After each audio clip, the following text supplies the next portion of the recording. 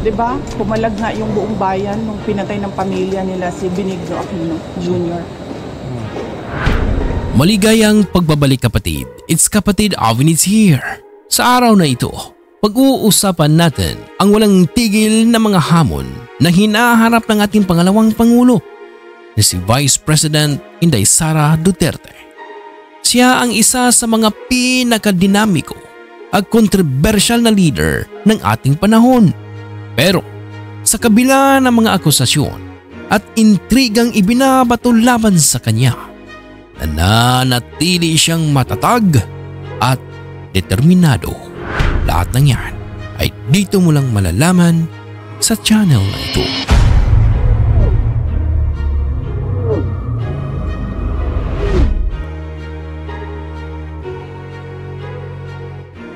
Mula sa napakalaking budget cuts na tila sinadyang ipitin ang operasyon ng kanyang tanggapan, harassments na inuulat mula sa iba't ibang institution tulad ng Philippine National Police hanggang sa mga seryosong usapin gaya ng impeachment attempts, petition sa Korte Suprema at iba't ibang kaso mula sa DOJ at NBI. At ngayon, may disbarment case na rin laban sa kanya.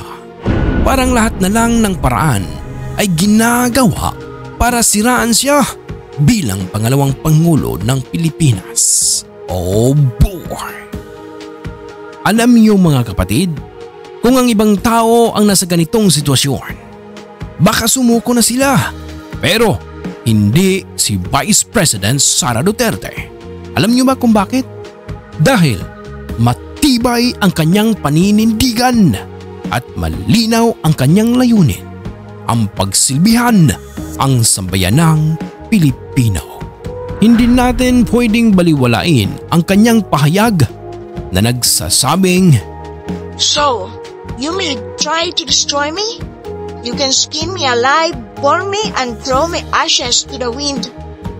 But let it be known, you will find me unbowed. I will continue to serve the Filipino people, no matter the personal cost or political intrigue." Grabe, di ba? Ibig sabihin nito kapatid, handa siyang magsakripisyo, handa siyang harapin ang kahit anong intriga o paninira. Basta't may pagpatuloy lang niya ang kanyang misyon. Ngayon, itanong natin ang ating mga sarili. Bakit ba tila takot na takot ang ilang tao kay Vice President Sara Duterte? Ang sagot ay malinaw kapatid. Dahil siya ay isang leader na hindi kayang diktahan. Siya ay matapang, siya ay matatag at walang takot na ipaglaban ang tama. Matang ng NNC, may response sila. So mamaya lang natin bigyan ng reply yung sa kanila. So dito muna natin yung statement ni ES and yung statement ng PSC. Okay. And then of course, you want to know updates about the two patients upstairs. So unahin na muna natin yung mga pasyente. Si Attorney Lopez, extended yung detention. Yan, no? Makikita natin ito sa kanyang mga gawa at mga aksyon. Mula sa pagsusulong ng edukasyon bilang pangunahing advokasya hanggang sa pakikisalamuha sa mga ordinaryong Pilipino. Hindi lamang siya isang opisyal, kundi isang leader na totoo at malapit sa mga tao. Ang mga atake laban kay Vice President Sara Duterte ay hindi lang tungkol sa kanya bilang isang tao. Ito ay sumasailalim sa mas malawak na problema sa ating lipunan, ang pagkakahati-hati ng mga Pilipino dahil sa politika. Ang tanong kapatid, sino ba ang tunay na nakikinabang sa ganitong kaguluhan? Hindi ba't mas dapat tayong magkaisa sa halip na magbangayan? Mga minamahal kong kapatid, huwag tayong padadala sa ingay ng politika. Sa halip mag-isip tayo ng mas malalim. Sa bawat intriga, sa bawat akusasyon, dapat nating tanungin ang ating sarili. Ano ang motibo? Sino ang makikinabang? Alalahanin natin kapatid ang tunay na kalaban ay hindi ang taong tulad ni Vice President Sara Duterte, kundi ang sistema ng politika na naglalayong pag-awayin tayo. Nakakalungkot hindi nga ba?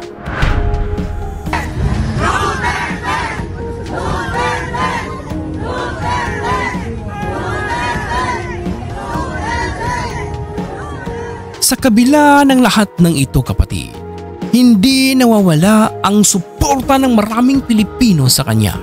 Sa totoo lang, lalo pa siyang pinagkakatiwalaan dahil nakikita ng maraming Pilipino ang kanyang katatagan. Mga kapatid, may hangganan ang lahat ng ito. Ang paninira, ang intriga, lahat ng ito ay lilipas din. Pero ang paninindigan at katapatan sa tungkulin, iyan ang hindi mawawala. Tayo bilang mga Pilipino ay may papel sa laban na ito. Tayo ang magdedesisyon kung ano ang tama at sino ang karapat-dapat na suportahan. Oh boy! Ako si Kapatid Avenids na nanawagan sa inyo na magkaisa tayo, magmalasakit at suportahan ang mga leader na may tunay na malasakit sa bayan. Laban lang tayo kapatid at mga kababayan. Hanggang dito na lang muna tayo. Huwag kalimutang mag-like, mag-share at mag-subscribe sa ating channel para sa iba pang mga mahahalagang diskusyon. Salamat at hanggang sa muli. Ma'am, nakakahiya sa buong mundo na ang Philippine National Police natin, who by the way has intelligence funds, hindi alam ang mga pangyayari sa ating bansa. Nakakahiya na meron tayong police na hindi nila alam ang threats sa Vice President. Nakakahiya yan, ma'am. Huwag sila magsasalita ng ganyan kasi nagpapakita yan ng incompetence ng Philippine National Police. Dapat dyan, kung ako po ay Presidente, Secretary ng DILG, Chief ng PNP, ang sagot dyan ay, let us sit down and investigate the alleged threats so that we will know if these are true or not. Yan ang tanong. Ayan ang sagot dapat ng tamang tao. Pag yung tao na tama mag-isip.